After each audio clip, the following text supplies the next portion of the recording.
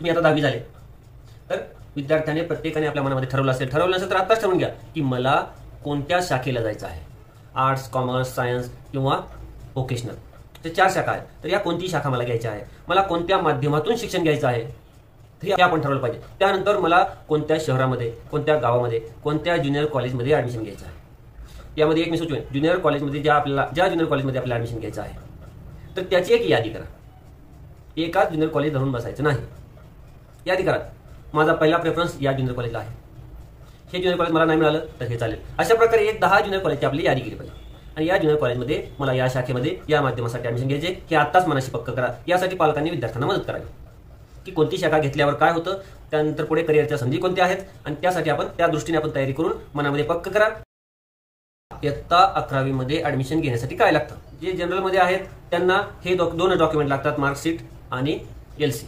त्यांना कोणतेही इतर डॉक्युमेंट लागत नाही. परंतु जे विद्यार्थी कॅटेगरीमध्ये आहेत, कोणत्याही कॅटेगरीमध्ये आपण असाल तर त्या कॅटेगरीमधून ज्या विद्यार्थ्यांना ॲडमिशन घ्यायचं आहे त्यांना मात्र त्या संबंधित कॅटेगरीचं सर्टिफिकेट द्यावं लागतं. तर पालकांनी, विद्यार्थ्यांनी लक्षात ठेवा की हे कास्ट सर्टिफिकेट आत्ताच काढण्यासाठी अर्ज करा की जेणेकरून ॲडमिशन प्रक्रिया सुरू होण्यापूर्वी आपल्याला ते सर्टिफिकेट मिळेल. VJNT, OBC, SBC साठी caste certificate plus NCL non criminal certificate, हे 2 सर्टिफिकेट लागतात. यापैकी आपल्याकडे एक जरी नसेल तर ती काढायची प्रक्रिया आता सुरू करा. स्टुडंट रजिस्ट्रेशन करा, पार्ट 1 भरा, पार्ट 2 भरा, त्यानंतर अलॉटमेंट होईल आणि ज्युनियर कॉलेजमध्ये जाऊन दिलेल्या वेळेमध्ये ॲडमिशन करा.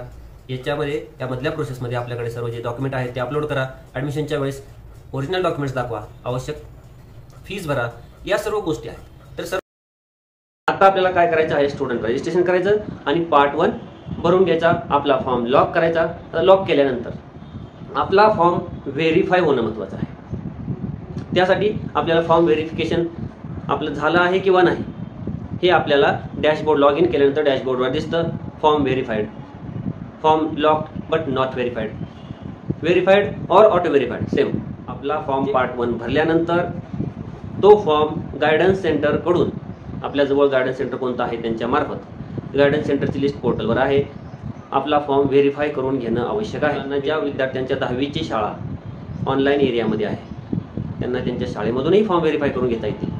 तिथं शक्य नसेल तर जवळच्या गायडन्स सेंटर मार्फत आपल्याला आपला फॉर्म व्हेरीफाई करून घ्यायचा आहे. 11th एडमिशन के प्रोसेस के लिए फॉर्म भरने की 2 स्टेप्स, पार्ट 1 और पार्ट 2 आपको समझ लेने की जरूरत है.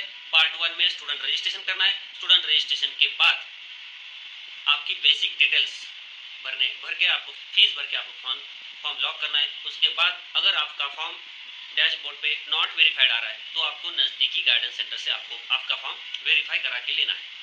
ये एक ही बार करना है, ये 1 टाइम प्रोसेस है.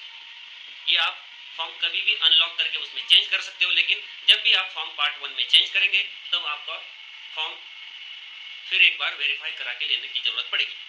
और पार्ट 2 जो है, पार्ट 2 में आपको कॉलेज की लिस्ट देनी है जिसमें आप एडमिशन लेना चाहते हैं, तो उसकी लिस्ट आप हर राउंड के पहले चेंज कर सकते हैं. ऍक्च्युअल फॉर्म भरण्याच्या अगोदर आपल्याला मॉक डेमो रजिस्ट्रेशन आपल्याला फॅसिलिटी दिलेली आहे. या मॉक डेमो रजिस्ट्रेशन मध्ये आपल्याला काय करायचं आहे, जस्ट पार्ट 1 भरून पाहायचं आहे, प्रॅक्टिस करायची आहे. ज्या विद्यार्थ्यांनी पार्ट डेमो रजिस्ट्रेशन मध्ये फॉर्म भरला असेल त्यांनी तो विसरून जायचा आहे, जस्ट पाहायचा आहे. त्यावेळेस ऍक्च्युअल रजिस्ट्रेशन करतो आपण, त्यावेळेस डेमो रजिस्ट्रेशन मधले युजर आयडी पासवर्ड चालत नाहीत. पुन्हा मॉक डेमो रजिस्ट्रेशन मधला संपूर्ण डेटा इरेज केला जातो आणि ऍक्च्युअल रजिस्ट्रेशन, ऍक्च्युअल पार्ट 1 भरत असताना आपल्याला सर्व प्रोसेस पुन्हा करावी लागते. हे प्रत्येकाने लक्षात ठेवायचं आहे. पार्ट 2 मध्ये तुम्ही ऑप्शन फॉर्म भरला, लॉक केला, अलॉटमेंट होईल.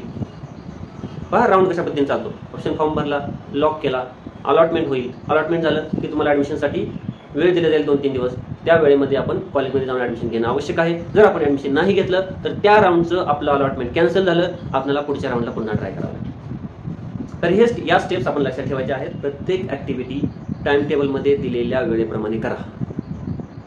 Each and every activity should be done in given time. आता जे विद्यार्थी स्टेट बोर्डचे ATKT मिळवून 11वी मध्ये प्रवेशास पात्र झालेले आहेत त्यांना सुद्धा यामध्ये फॉर्म भरता येईल, परंतु आत्ता नाही. ATKT विद्यार्थ्यांनी फॉर्म आत्ता भरायचा नाही. ATKT विद्यार्थ्यांसाठी 3 रेग्युलर राऊंड झाल्यानंतर स्पेशल राऊंड 2 पहा 3 रेग्युलर राऊंड आणि 1 स्पेशल राऊंड झाल्यानंतर एटीकेटी विद्यार्थ्यांना फॉर्म भरायची प्रोव्हिजन दिली जाईल. त्यांनी त्यावेळेस फॉर्म भरायचा आणि त्यांना सुद्धा ॲडमिशनची संधी मिळणार आहे.